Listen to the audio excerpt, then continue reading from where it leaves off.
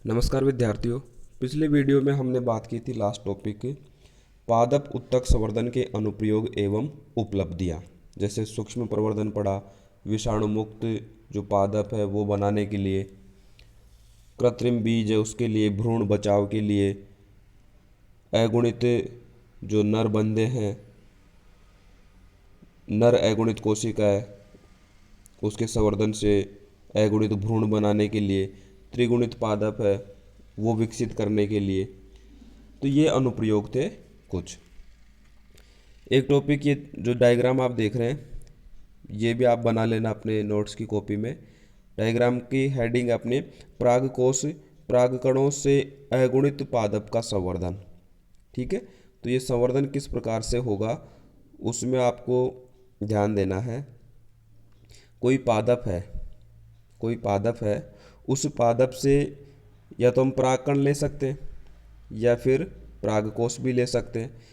इनको क्या करेंगे, संवर्धित माध्यम पर रखेंगे। ठीक है, यहाँ रख दिया दोनों को, एक तरफ परागकण को समझाएगा, एक तरफ परागकोश को। फिर उनमें धीरे धीरे परिवर्धन होगा संवर्धन माध्यम पर। तो ये जो परागकण है वो तो पराग भ्रूण में बदल जाएगा, और जो परागकोश लिया था हमने वो अगुणित भ्रूण बना लेता है। इस प्रकार से परागकण उससे पराग भ्रूण बन गया, और जो परागकोश लिया उससे अगुणित कैलस, और इन दोनों से ही क्या बन सकता है, अगुणित पादपक। जो नया पादप है वो विकसित होता है उसको बोलते हैं पादपक। और उस पादपक पर कोल्चिसिन रसायन है उसका उपयोग करके और फिर इसको द्विगुणित पादप में बदला जाता है। ठीक है, तो ये अपने किसकी विधि है, परागकणों से अगुणित पादप का संवर्धन, या कह सकते हैं परागकोश से, दोनों से समझा है। ठीक है, एक बार पुनः देख ले। पादप से दोनों तरफ लिए परागकण, परागकोश संवर्धन किया, परागभ्रूण बना, अगुणित भ्रूण बना। इधर परागभ्रूण से अगुणित पादपक, और इधर अगुणित कैलस से अगुणित पादपक, और कोल्चिसिन रसायन से द्विगुणित पादप बन गया। ठीक है, तो आज का जो टॉपिक अपना इस वीडियो में यहाँ से शुरू होगा। इससे पीछे का पहले हम पढ़ चुके हैं। पौधों में जीन स्थानांतरण की कौन सी विधियाँ हैं। पौधों में जो जीन का स्थानांतरण किया जाता है, फिर ट्रांसजीन जिसको बोलते हैं हम, ट्रांसजेनिक हम पादप बनाते हैं, तो वो जीन का स्थानांतरण कैसे होगा। तो इसको समझने के लिए हम ये दो बिंदु पढ़ेंगे इस टॉपिक में। कौन से, एक तो पादपों में जीन स्थानांतरण की विधियाँ, और दूसरा आनुवांशिकता रूपांतरित पादप। तो पहले लिया हमने पहला टॉपिक, पादपों में जीन स्थानांतरण की विधियाँ। पादपों में जीन स्थानांतरण की दो विधियाँ बताई गई है, वो अधिक प्रभावी और प्रचलित है। तो वो दो विधियाँ कौन सी, उनको हम लेंगे ए और बी के नाम से। एक विधि है अप्रत्यक्ष और दूसरी है प्रत्यक्ष जीन स्थानांतरण। अप्रत्यक्ष है उसको वाहक निर्देशित भी बोलते हैं, क्योंकि उसमें वाहक का उपयोग किया जाता है। तो एक एक की हम बात करते हैं। पहले लिए हमने किसको, वाहक निर्देशित या अप्रत्यक्ष जीन जो स्थानांतरण है। इस विधि में क्या होता है, जो स्थानांतरित किए जाने वाला डीएनए है उस डीएनए का स्थानांतरण किसके द्वारा किया जाएगा, वाहक के द्वारा। ठीक है, तो वाहक के द्वारा किया जाएगा। तो इसकी भी फिर आगे जाकर के तीन विधियां हमें पढ़नी है। पहली विधि है एग्रोबैक्टीरियम निर्देशित जीन स्थानांतरण। एग्रोबैक्टीरियम निर्देशित जीन स्थानांतरण। इस प्रकार का जो जीन स्थानांतरण है वो ट्यूमर प्रेरक प्लाज्मिड, जिसको टीआई प्लाज्मिड बोलते हैं, बार बार आएगा ये शब्द, इसको ध्यान रखें आप। टीआई का मतलब क्या है, ट्यूमर इंड्यूसिंग, टीआई प्लाज्मिड, इस पर आधारित है। जो टीआई प्लाज्मिड है वो क्या है, अब देखो ये जो हम पहला बिंदु बता रहे हैं एग्रोबैक्टीरियम निर्देशित जीन स्थानांतरण, तो इसमें छोटी छोटी बहुत सारी परिभाषाएं हैं, तो उनको आप ध्यान से देखते जाएं। पहले तो हमने क्या बताया कि एग्रोबैक्टीरियम निर्देशित जीन स्थानांतरण है वो किस पर आधारित है, ट्यूमर प्रेरक प्लाज्मिड पर। ठीक है, दूसरा बिंदु, टीआई प्लाज्मिड क्या है? टीआई प्लाज्मिड मृदा में पाए जाने वाले और द्विबीज जो पत्री पादप हैं,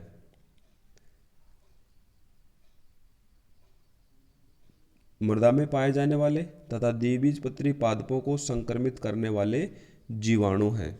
ठीक है, जिनमें एक जीवाणु है कौन? एग्रोबैक्टीरियम ट्यूमेफेसियंस। दोबारा से देखिए क्या परिभाषा है। टीआई प्लाज्मिड है मृदा में पाए जाने वाले तथा द्विबीजपत्री पादपों को संक्रमित करने वाले जीवाणु। मतलब एक जीवाणु है जिसका ये नाम है एग्रोबैक्टीरियम ट्यूमेफेसियंस। इस जीवाणु में उपस्थित होता है क्या? TI plasmid. क्या उपस्थित होता है? TI plasmid.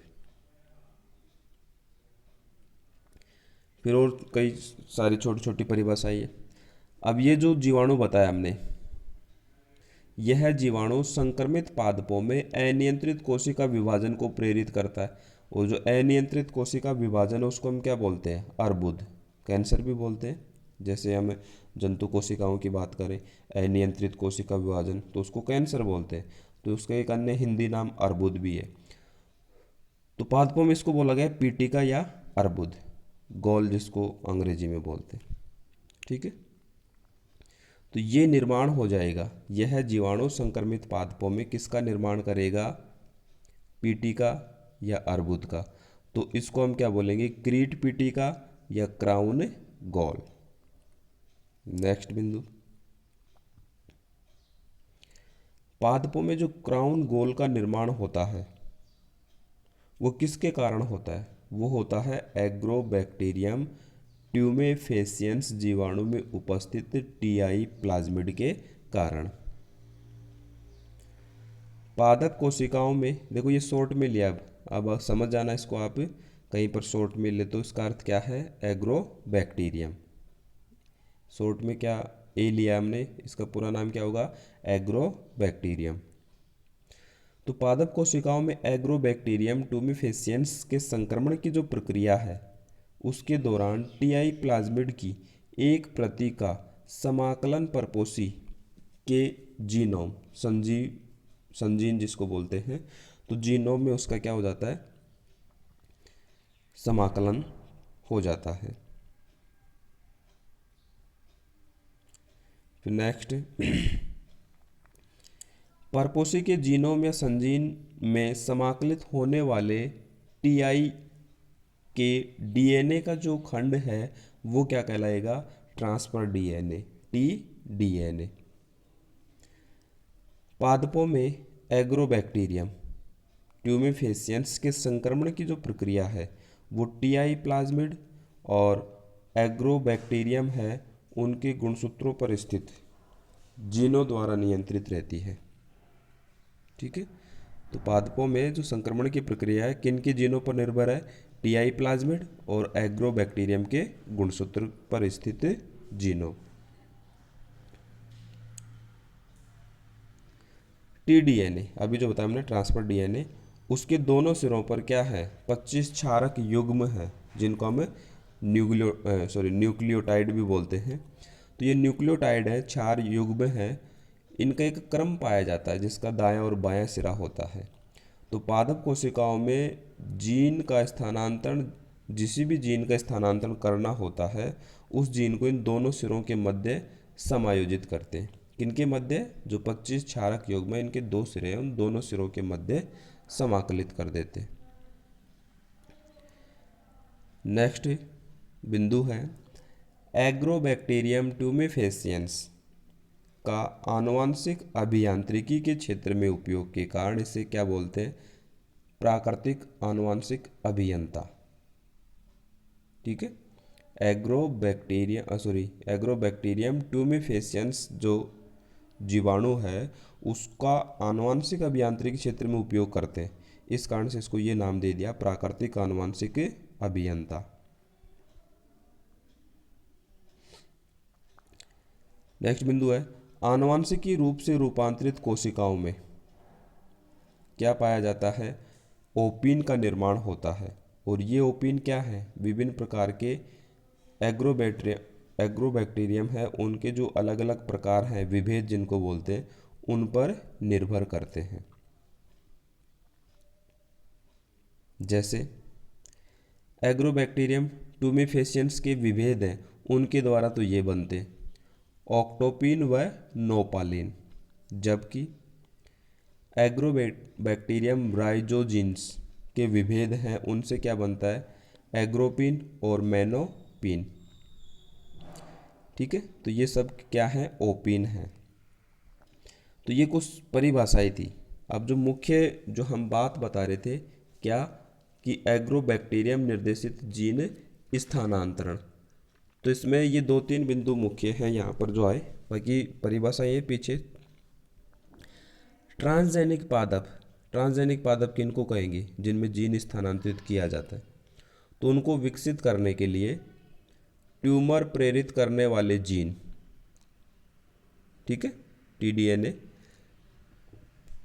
को पृथक कर लेते हैं और उसके स्थान पर वांछित जीन को संयोजित करके इस रूपांतरित टीआई प्लाज्मिड को एग्रोबैक्टीरियम में स्थापित कर दिया जाता है। तो ये पहला चरण हो गया। फिर क्या करेंगे, अब इस वांछित जीन युक्त एग्रोबैक्टीरियम में जो जीन डाल दिया हमने, अब इस वांछित जीन युक्त एग्रोबैक्टीरियम का उस पादप के उत्तकों अथवा संवर्धनों के साथ उसको सहसंवर्धन किया जाता है, उनके साथ में उनका संवर्धन करते हैं, जिससे क्या होगा, इस वांछित जीन का स्थानांतरण उसमें हो जाएगा। ठीक है, कैसे होगा वो अगले चरण में बताएंगे हम। 2-3 दिनों के सहसंवर्धन, एग्रोबैक्टीरियम का 2-3 दिनों तक सहसंवर्धन किया, तो उसके पश्चात रूपांतरित जो पादप कोशिकाएं हैं उनको उपयुक्त संवर्धन माध्यम पर संवर्धित करेंगे। तो संवर्धन के पश्चात हम क्या कर लेंगे, रूपांतरित जो पादप कोशिकाएं उनका चयन कर लेंगे। ठीक है, और इस प्रकार से जो टीडीएनए में वांछित और उपयोगी जीन है उनको निवेशित करके अनेक जो लाभदायक लक्षण है पादपों में उनको विकसित किया गया है।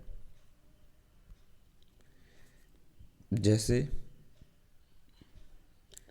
शाकनाशी है, रोगाणु तथा प्रतिकूल परिस्थितियों के प्रति प्रतिरोधी जो किस्में हैं पादपों की, पोषक तत्वों में उनके वृद्धि करना हो, नाइट्रोजन का यौगीकरण करने की उनमें क्षमता हो, ऐसे जो लाभदायक लक्षण है वो पादपों में जीनों के माध्यम से जोड़े गए हैं।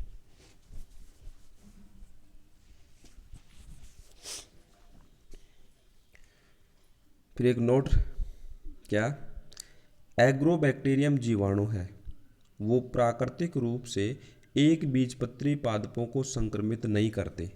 पहले भी बताया हमने, एग्रोबैक्टीरियम जीवाणु किसको कर रहा है, द्विबीजपत्री पादपों को संक्रमित। परंतु अपवाद स्वरूप जापान में कुछ वैज्ञानिक हैं, उन्होंने चावल क्या है, एक बीजपत्री, तो चावल के पौधे में टीआई प्लाज्मिड द्वारा रूपांतरण को प्रेरित करने में सफलता हासिल की। वैसे ये विधि है किसके लिए, द्विबीजपत्री पादपों के लिए, परंतु ये विशेष उदाहरण इसलिए नोट में एक बीजपत्री के लिए लिखा है हमने। ठीक है, तो वाहक निर्देशित अथवा अप्रत्यक्ष जीन स्थानांतरण की हम बात कर रहे थे। पहली विधि कौन सी हुई, एग्रोबैक्टीरियम के द्वारा। दूसरी विधि इसमें विषाणु निर्देशित जीन स्थानांतरण। डीएनए तथा आरएनए के जो वायरस हैं वो वांछित जीनों के उत्तम वाहकों की तरह कार्य करते हैं। डीएनए तथा आरएनए वायरस हैं, वो कोई भी हम जीन जो डालना चाहते हैं पादपों में, उसके वाहक के लिए वो उपयोगी होते हैं। डीएनए जीनोम वाले 2 वायरस समूह, एक तो कोलिमो वायरस और एक जेमिनी वायरस, ये 2 समूह हैं वो जीन स्थानांतरण के लिए सबसे ज़्यादा प्रयोग किए जाते हैं। इसके अलावा रेट्रोवायरस, लेंटिवायरस, एडिनोवायरस, ये भी आनुवांशिक अभियांत्रिकी क्षेत्र में जीन स्थानांतरण के लिए उपयोगी है। तो ये दूसरा वायरसों के माध्यम से हो गया। तीसरी जो विधि है वो विधि है इन प्लांटा तकनीक। इन प्लांटा तकनीक। तो इन प्लांटा तकनीक, प्लांट शब्द इसमें आया तो डायरेक्ट प्लांट में सीधे प्रवेशित कराएंगे। जैसे जीन स्थानांतरण की ये जो विधि है उसमें क्या करेंगे, वांछित जीन सीधे ही पादप में प्रवेश कराए जाते। पहले भाई वाहक लिया हमने, फिर विषाणु या वायरस लिया, अब की बार सीधा ही प्रवेश। तो सीधे प्रवेश को क्या कहते हैं, इन प्लांटा तकनीक। इस तकनीक में आनुवांशिक रूपांतरित एग्रोबैक्टीरियम को एरेबिडोपस के जो बीज हैं उनके साथ रखा और इन बीजों को उगा करके पादप विकसित किए।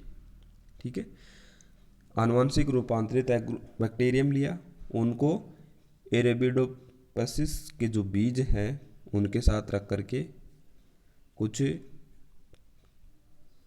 पादप विकसित किए, और इस प्रकार जो विकसित पादप हैं उनसे जो प्राप्त बीज हैं उनको प्रतिजैविक मुक्त माध्यम पर रख करके अंकुरित करवा करके और फिर रूपांतरित पादप में उनकी पहचान की जाती है।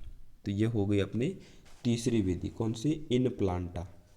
तो पहली तो एग्रोबैक्टीरियम, दूसरी विषाणु द्वारा, और तीसरी डायरेक्ट इन प्लांटा। ठीक है, तो हम वापस आए तो ये देखिए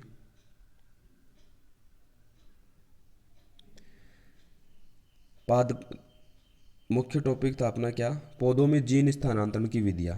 अब पौधों में जीन स्थानांतरण की विधियों को दो बिंदुओं के दो शीर्षक हैं उनके तहत हम पढ़ेंगे, एक तो जीन स्थानांतरण और आनुवंशिक रूपांतरित पादप। तो पहला जो शीर्षक लिया, पादपों में जीन स्थानांतरण की विधियाँ, तो ये दो विधियाँ बताई हमने, प्रत्यक्ष अप्रत्यक्ष। पहले अप्रत्यक्ष के बारे में पढ़ा हमने जिसकी तीन विधि है, एग्रोबैक्टीरियम द्वारा, दूसरी बताई हमने किसके द्वारा, विषाणु द्वारा, और तीसरी बताई इन प्लांटा तकनीक। तो वापस से आगे यहाँ से स्टार्ट करते हैं।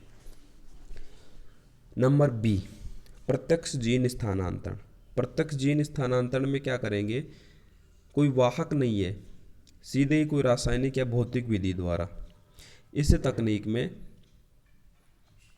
जीन स्थानांतरण के लिए जैविक कारक है उनका उपयोग नहीं कर रहे। भाई उपयोग तो आएंगे कारक भौतिक या रासायनिक, पर जैविक कारक है उनका उपयोग नहीं करेंगे, और इस तकनीक में सीधे ही रासायनिक व भौतिक विधियों के द्वारा डीएनए का स्थानांतरण किया जाता है।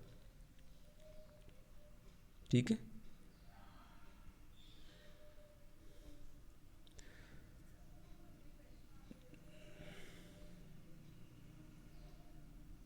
यह जो तकनीक है पहले जो बताई हमने अप्रत्यक्ष, वो किसके लिए बताई थी हमने, द्विबीजपत्री पादपों के लिए।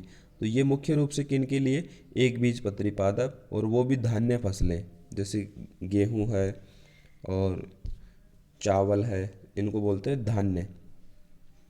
तो एक बीजपत्री पादपों में जीन स्थानांतरण के लिए ये विधि है वो उपयोग में ली जाती है। क्यों, क्योंकि एग्रोबैक्टीरियम द्वारा जीन स्थानांतरण केवल किस में बताया था हमने, द्विबीजपत्री पादपों में हो रहा है, तो एक बीजपत्री के लिए उपयुक्त विधि है। अब इसको भी बांटा गया है, पादपों में प्रत्यक्ष जीन स्थानांतरण है उसको निम्न विधियों में बांटा गया है। ठीक है, पहली कौन सी है, रासायनिक विधियाँ। तो यहाँ तक ही हम पढ़ते हैं, ये टॉपिक फिर अगले वीडियो में हम शुरू करेंगे। कौन सी, पादपों में प्रत्यक्ष जीन स्थानांतरण की जो विधियाँ हैं। तो ये आज यहाँ तक पढ़ लिया हमने। ठीक है, कल इससे आगे पढ़ेंगे। धन्यवाद।